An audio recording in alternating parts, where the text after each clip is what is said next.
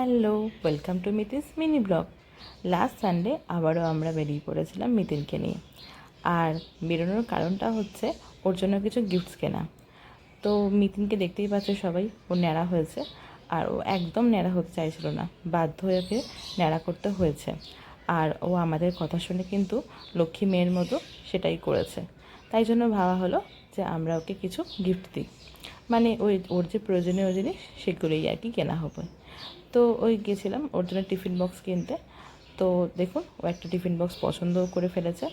আর এই তো সামনেই বর্ষাকাল চলে আসছে, তো বর্ষায় পরার মতো জুতোও কেনার ছিল। তো সেটাই দেখছিলাম, আর আমাদের একটা পছন্দ হয়ে গেছিলো। আর সেই ঘুরে টুকটাক করে, আর মিতিনও দেখুন নিজের মতো করে ঘুরছে, খেলছে। তো এই মিতিনকে নিয়ে এই সানডেটা আমরা এইটুকুই করলাম।